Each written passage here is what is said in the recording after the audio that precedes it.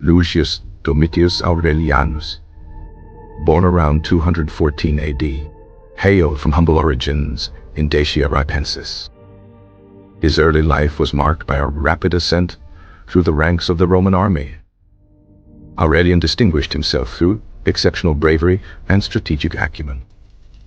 He served under several emperors during the tumultuous crisis of the 3rd century. His military prowess earned him the nickname Manu ad Ferrum, meaning hand on hilt.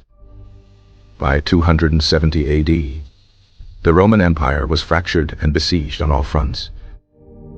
Emperor Claudius Gothicus, a respected military leader, had just died of plague. Aurelian was proclaimed emperor by the legions in Sirmium in September 270 AD. His immediate task was to confront the numerous barbarian invasions plaguing the empire. Goths were a particularly pressing threat, having ravaged Pannonia and Italy. Aurelian swiftly marched north to engage the Gothic invaders. He achieved a decisive victory against them at the Battle of Fano in 271 AD. This victory temporarily secured Italy from further Gothic incursions. However, the Alemanni and Jutungi soon launched their own devastating raids into Italy. Aurelian suffered a minor setback at Placentia, which caused panic in Rome. He quickly regrouped his forces and pursued the invaders. Battle of Pavia in 271 AD saw the complete annihilation of the Jutungi. This victory solidified Aurelian's reputation as a military genius. To protect Rome from future barbarian attacks, he initiated the construction of massive new walls. These Aurelian walls encircled the city, a testament to his foresight. With the European frontiers temporarily secured, Aurelian turned his attention to the east. The Palmyrene Empire, under Queen Zenobia, had seceded from Rome. Zenobia had expanded her domain to include Egypt, Syria, and parts of Asia Minor. Aurelian launched his campaign against Palmyra in 272 AD. He swiftly recaptured Asia Minor and Egypt, crucial grain suppliers for Rome. Decisive battle took place at Emesa, where Aurelian's cavalry proved superior. Zenobia fled, but was eventually captured while attempting to escape to Persia. Palmyra was initially treated leniently, but a subsequent rebellion led to its destruction. Aurelian then turned his attention to the Gallic Empire in the west. This breakaway state comprised Gaul, Britannia, and Hispania. Emperor Tetricus I ruled the Gallic Empire. The two armies met at the Battle of Chalon in 274 AD. Tetricus, perhaps weary of his position, may have deliberately betrayed his own forces. Aurelian achieved a decisive victory, reuniting the entire Roman Empire. For this monumental achievement, he was hailed as Restitutor Orbis, restorer of the world. His reforms extended beyond military matters. He undertook significant currency reforms to stabilize the Roman economy. The debasement of coinage had led to rampant inflation. Aurelian introduced new, more stable denominations. He also reformed the grain supply to Rome, ensuring its steady flow. This was crucial for maintaining public order and preventing riots.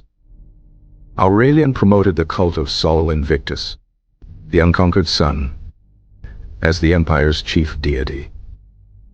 He built a magnificent temple to Sol Invictus in Rome. This religious policy aimed to unify the diverse empire under a single, universal god. The festival of Dies Natalis Solis Invicti was celebrated on December 25th. Aurelian's reign was characterized by strict discipline and a strong hand. He was known for his personal austerity and military rigor. His reforms were not always popular, especially among corrupt officials. In 275 AD, Aurelian embarked on a new campaign against the Sasanian Empire. He aimed to avenge past Roman defeats and secure the eastern frontier. While en route, near Byzantium, a conspiracy led to his assassination. His secretary, Eros, fearing punishment for a minor transgression, forged a list of names. This forged document implicated several high-ranking officers in a conspiracy. Believing their lives were in danger, these officers murdered Aurelian. His death plunged the empire into another brief period of instability. Despite his short reign of 5 years, Aurelian's impact was profound. He had successfully reunited a fractured empire. His military victories were unparalleled in their scope and speed. The Aurelian walls stood as a lasting monument to his protective vision. His economic reforms laid the groundwork for future stability. The promotion of Sol Invictus influenced later Roman religious developments. Aurelian is often considered one of the barracks emperors who rose through military ranks. However, his achievements far surpassed many of his contemporaries. He brought an end to the crisis of the 3rd century. His reign marked a crucial turning point in Roman history. He restored the empire's territorial integrity and prestige. Aurelian's legacy as the restorer of the world endures. His military campaigns were a masterclass in logistics and strategy. He understood the importance of securing vital resources. The reconquest of Egypt was particularly vital for Rome's food supply. His treatment of Tetricus after Chalons was remarkably lenient. Tetricus was even given a respectable administrative post.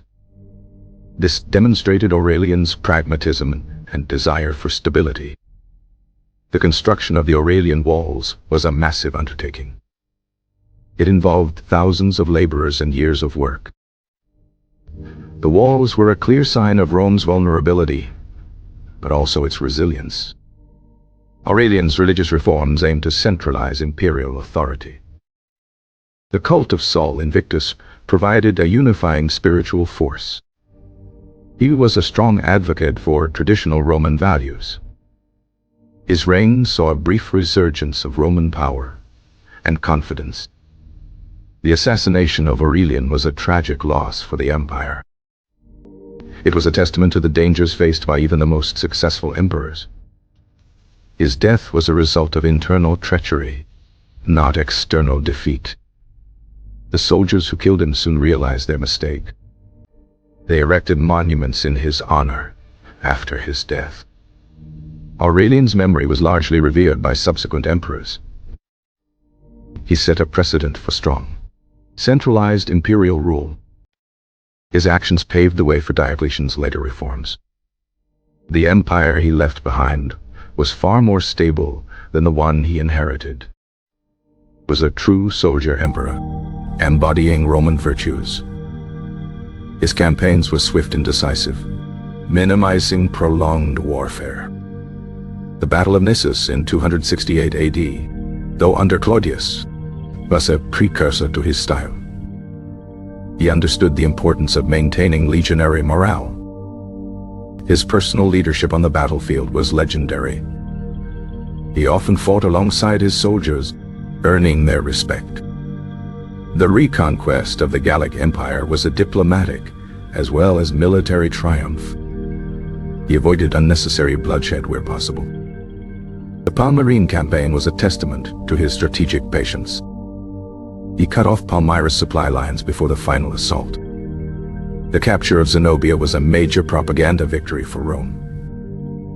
She was paraded in his magnificent triumph in Rome. This triumph celebrated the reunification of the empire. Aurelian's reforms aimed at restoring the dignity of the Roman state. He cracked down on corruption and inefficiency. The mint workers' revolt in Rome was a significant challenge. Aurelian brutally suppressed this rebellion. This demonstrated his resolve to enforce his reforms. His focus on Sol Invictus was a strategic move to unify diverse beliefs. The cult provided a common ground for different peoples. Aurelian's reign was a period of intense activity and transformation. He was constantly on the move, leading his armies. His energy and determination were boundless. The empire desperately needed a strong leader, and Aurelian delivered. He was a true restorer in every sense of the word. His reign is often studied as a model of imperial recovery. The stability he brought allowed for a brief period of peace. His efforts to secure the borders were largely successful. The Goths were pushed back across the Danube. He abandoned Dacia, a pragmatic decision to shorten the frontier. This controversial move freed up legions for other critical areas. Aurelian's military reforms included increased cavalry usage. He recognized the changing nature of warfare. His reign was a bridge between the crisis and the dominant. He laid the groundwork for the more autocratic rule of later emperors. His legacy is one of strength, resilience, and reunification. The Roman Empire owed its continued existence largely to his efforts. He was a true savior of Rome in its darkest hour. His name remains synonymous with imperial restoration. The period after his death saw a brief interregnum. The Senate was asked to choose his successor. This unusual event highlighted the respect he commanded. Ultimately, Tacitus was chosen as the next emperor. Aurelian's impact on the Roman military was profound. He reorganized legions and improved training. His campaigns were models of efficiency and speed. He understood the importance of rapid deployment. The Battle of Placentia, though a setback, taught valuable lessons. He adapted his tactics to counter barbarian threats. His leadership was crucial in turning the tide. The empire's survival hung by a thread before his ascension. Aurelian grasped the severity of the situation. He acted with urgency and unwavering resolve. His reign was a period of intense military activity.